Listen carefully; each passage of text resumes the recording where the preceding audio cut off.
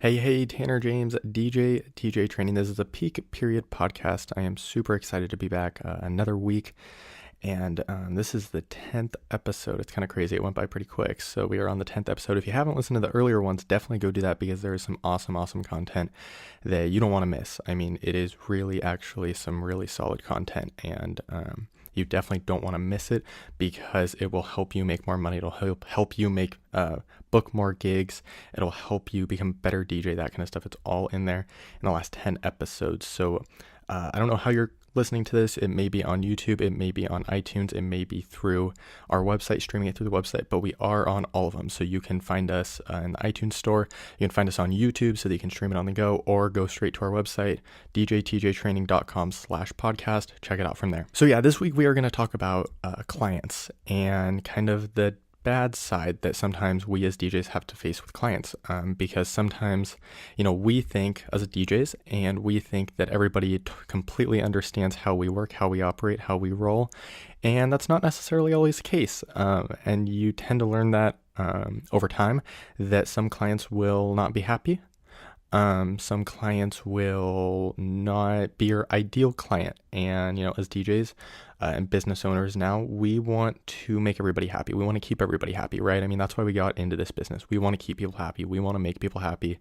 One thing that I tell my clients is I want to make memories. I want to make good memories for you, for your event, for your wedding, whatever it is. I want to make those memories and I want them to be good memories.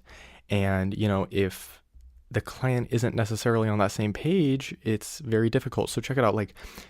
I talk about the different types of clients. There's two types of clients. There is the price seeking client. That's all they care about is price. They want the cheapest one. They don't care about quality. The other one is the quality seeking client. The quality is we want to have a good, fun, memorable night. We want to make sure that everything's all good. We want to make sure that the wireless microphone doesn't drop out. We want to actually be able to hear the speeches that are going on. We want the music to sound clear. We want you to play the good music. We want you to have the music that we want to hear. And the price-seeking clients, it's not necessarily that. They're more like, okay, well, I'll take a little bit less quality if I can have a bigger jump in price down, right? So you have to identify that, and you have to figure out what kind of service you want to provide. If you want to be low price, then that's what you want to do. I don't think there's anything really wrong with that. What happens is DJs offer a low quality service and then get mad that they're not charging a lot of money. And that's where the issue comes in. But I mean, look at Walmart. They are not the highest quality, but they made it work. So, you need to figure out what you want to do, because not everybody can be at the high end quality level. I mean, it's just not going to happen. You cannot have everybody up at that top level. So you need to decide where you want to be. And so when you're dealing with different clients, some clients will just be harder to deal with than others. I did an event recently for a contractor, and he was just hard. He was just kind of like, just not. He's a contractor. He wasn't the most friendly. He was not like an event planner or wedding planner. He was just hard. I mean, that I think is the best way to describe it. And I think that is, you're just going to get those sometimes. You're just going to get some people that are hard. There will always be people that you can go above and beyond and they won't be happy. I mean, that's just how it is. You try and keep that to 1% of your events and you're doing pretty well. You're doing good if you can keep it there. Now the issue is when many people are upset. That's when it's no good. But, for the most part, as long as you can keep that number pretty low, I think most people can understand that, you're just not going to please everybody. Now, if you're getting bad reviews, that's another story. If you're getting bad reviews, that means that the client was so unhappy that they took time out of their busy day to go write you a bad review. That's different, but I don't think that's necessarily the case. So, you need to figure out who you want to go after, figure out your ideal client, figure out what you're going for.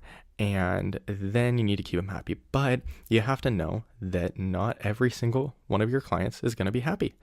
And I think one of the main things is seeing that before it actually happens. So here's a story. I was contacted to do a wedding. It was last minute. It was about a week out. Their DJ had bailed. and she calls me in a panic saying, hey, we saw you on Yelp or whatever. You have good reviews. We'd love to have you come and let's get this rolling. And it was like for a Sunday the next week. So I was off that Sunday, and I said, yeah, let me see. And so we kind of talked it out. Everything seemed fine. And so then I sent back my pricing sheet, and she looked it over and said, okay, we want this and this. And I said, okay, awesome. And then I sent back like, okay, let's confirm this total. It's going to be, however much. And she was like, oh, no, it should be this much. And I'm like, what? Like, I know my pricing sheet. I know what it is. And so I'm looking it over, and I don't know how, but she messed up the number. And I'm like looking it over, like triple checking it, making sure that my number's right and that her number's wrong.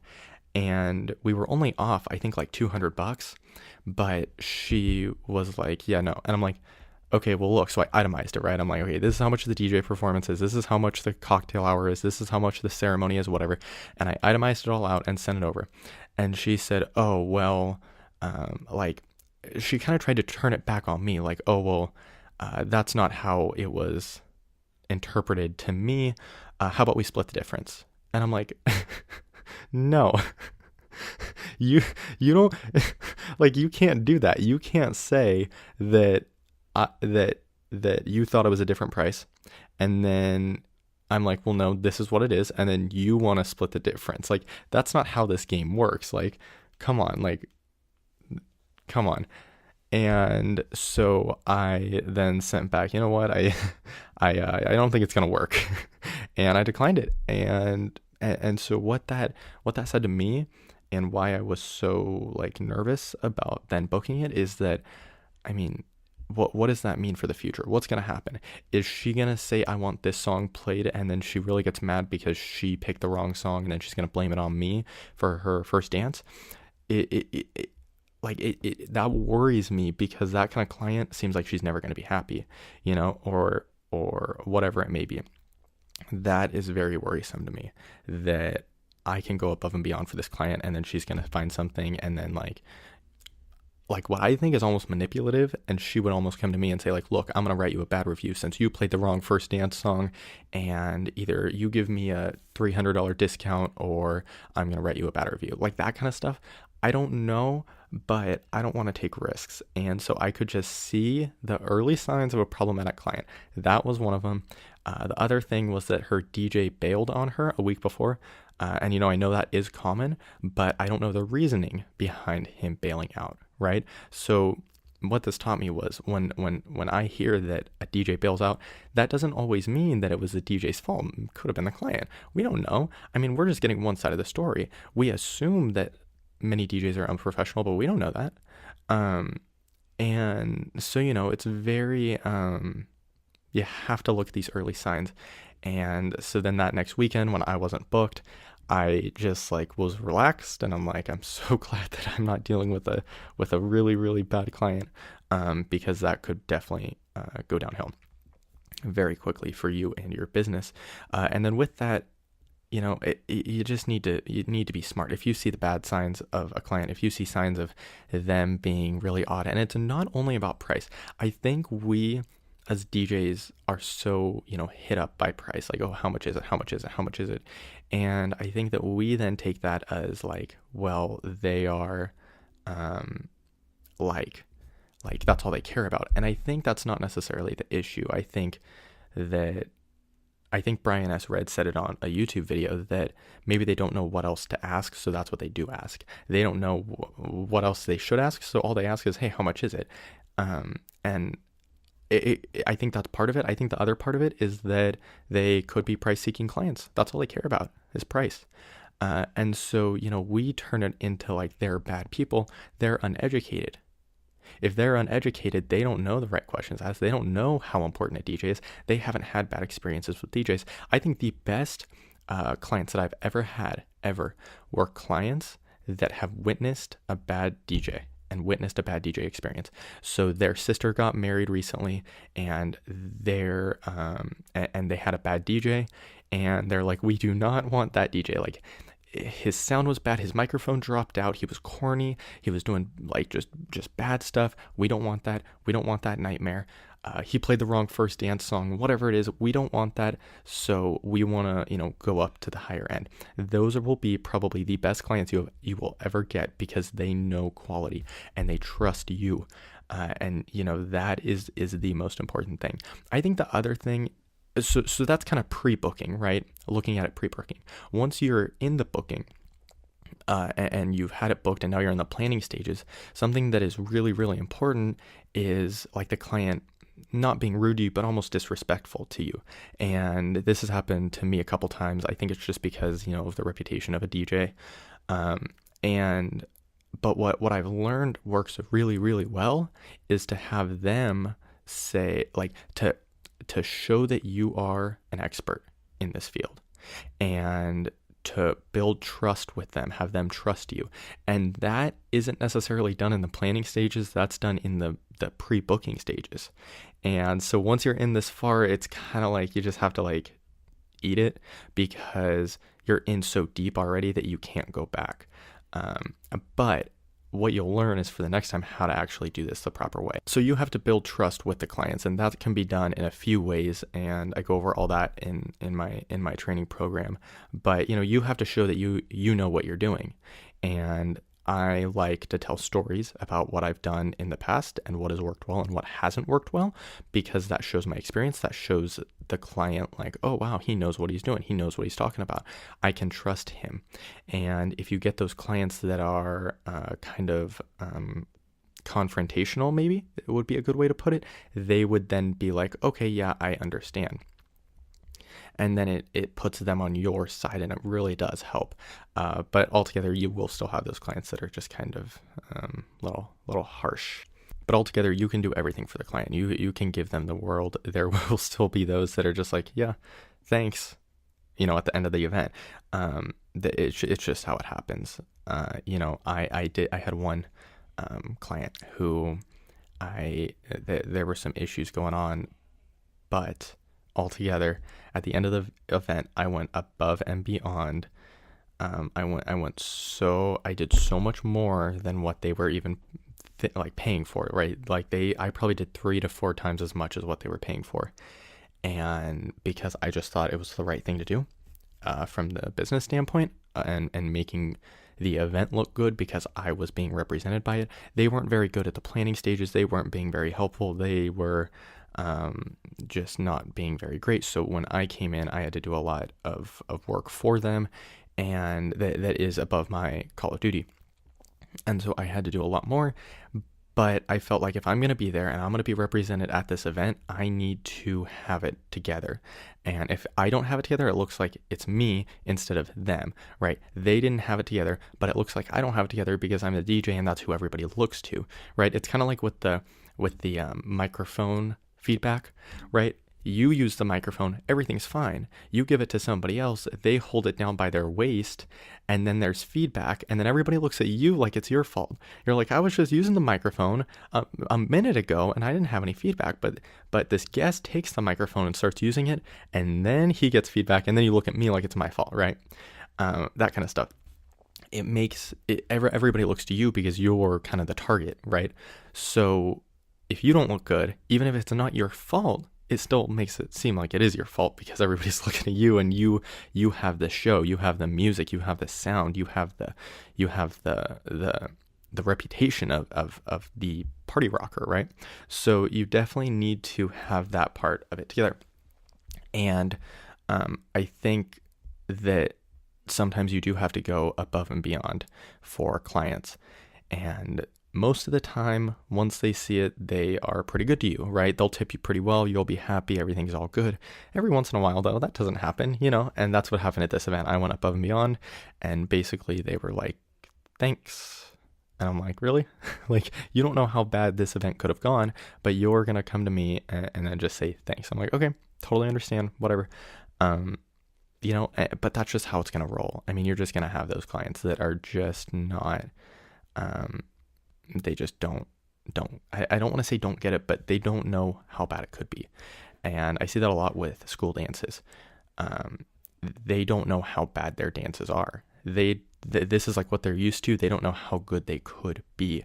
And so when I go in and I have to pitch them, I have to show them that, you know, your events are like this, but they could be like this. And that's something that really does help a lot, but they don't know how bad their events are and how good they could be.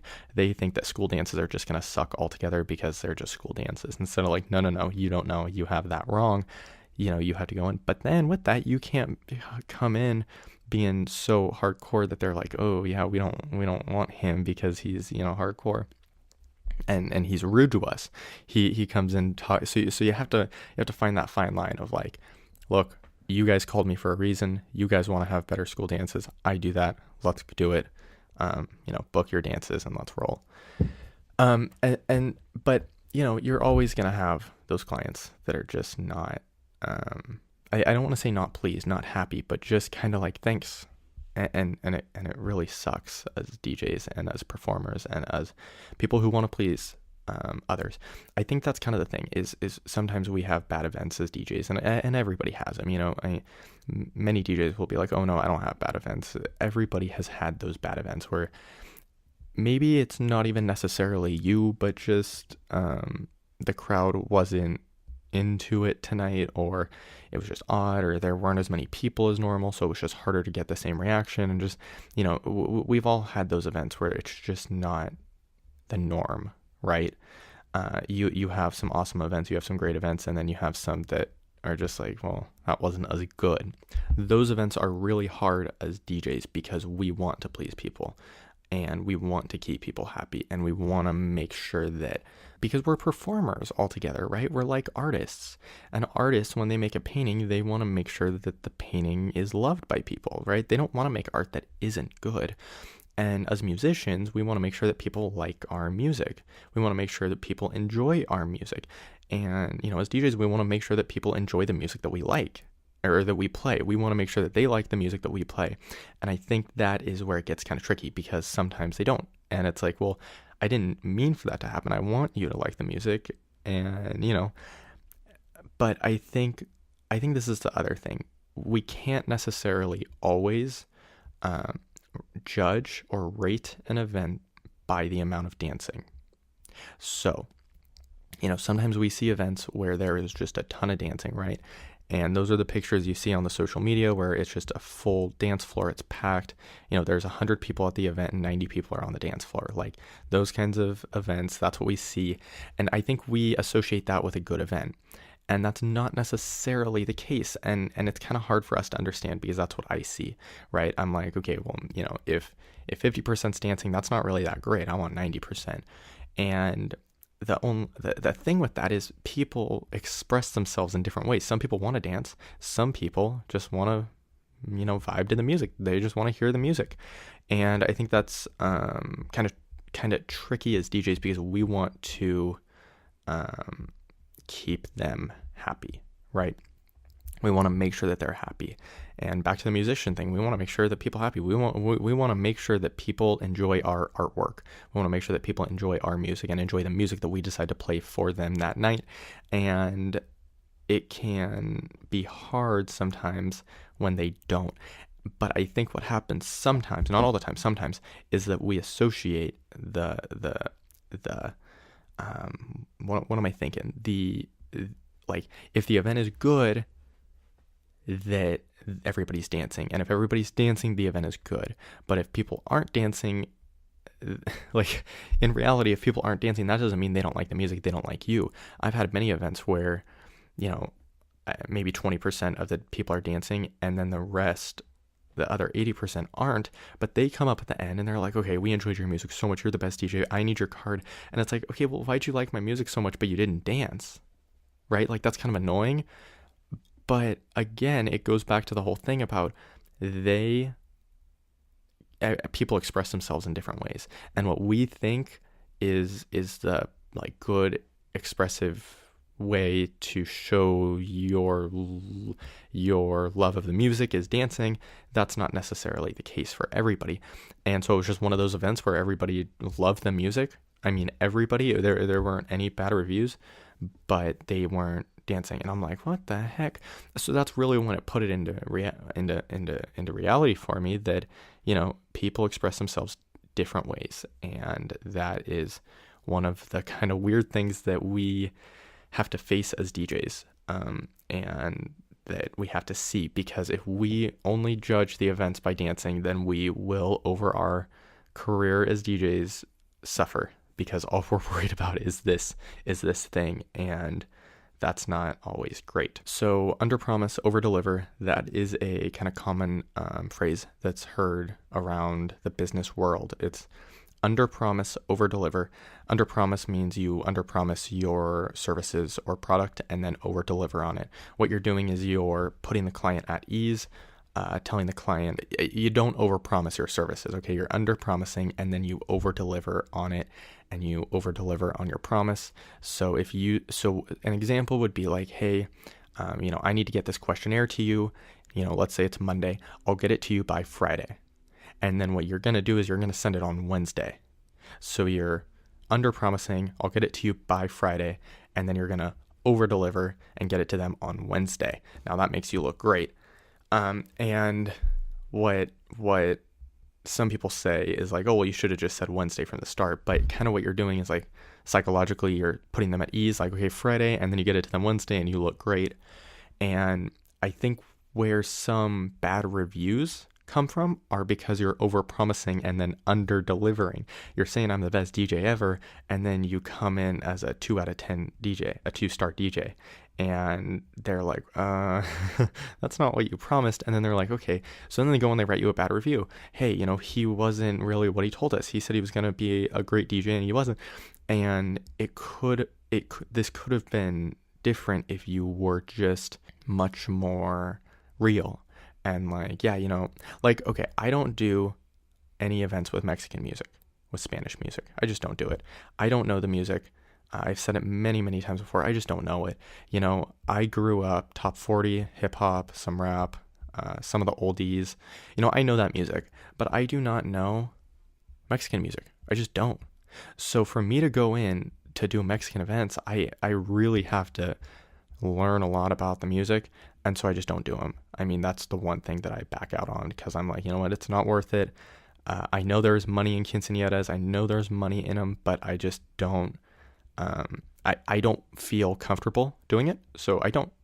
But here's the thing, if I went into it saying, I'll give you the best Mexican DJ music performance ever, and then I come in and I'm like, very subpar because I don't know the music, they're going to be like, dude, why'd you say you were going to be great? Or if I come in saying, yeah, I've done this so many times before, it'll be awesome, you will have so many memories, and then those memories are bad memories because I messed up their event, they would be upset and they would write a bad review, right? So that is kind of the part of like, you can't, don't overpromise and then underdeliver. Underpromise, overdeliver. Make sure that your client knows what's happening, knows what's going on. Because if you go way too far and you're like, yeah, we can do this and this and this and this, and then you can't, it really makes you look bad.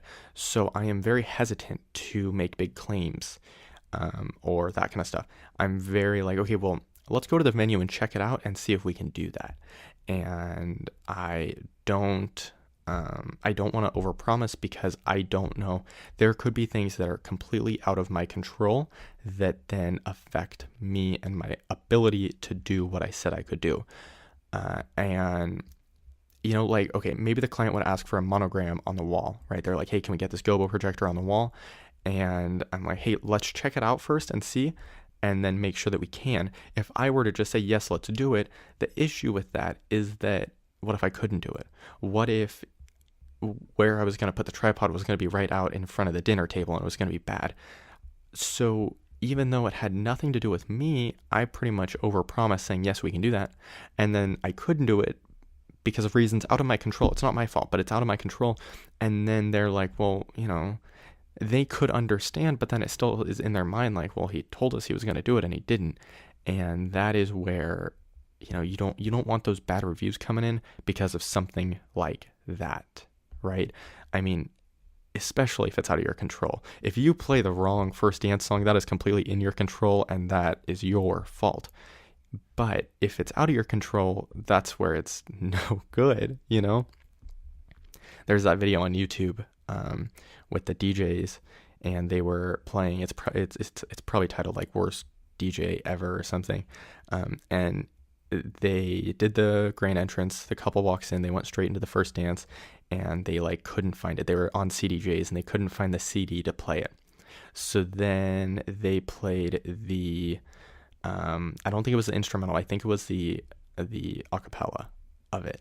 So they play the acapella, and then halfway through the song, so this was like 2 minutes in, they go and like the couple's waiting on the dance floor, and like it's just silent, and like they were kind of joking, and like the DJ gets on the microphone, they're like, okay, we're looking for it, it's coming up. Well, it like was like probably 40 seconds, and they're like, okay, we couldn't find it, we're just gonna play the acapella version. And so then they start playing it, and then like a minute into the song they stop it and say, okay, we actually did find it, here it is, and then play the real. Like it hurts to watch. And when I was starting out DJing, I saw that video, and I'm like, oh my gosh, I'm so nervous. What if I did that? Looking back, I'm like, yeah, there's no way you would do that. But, that was completely in their control. That should have been figured out prior to this going down.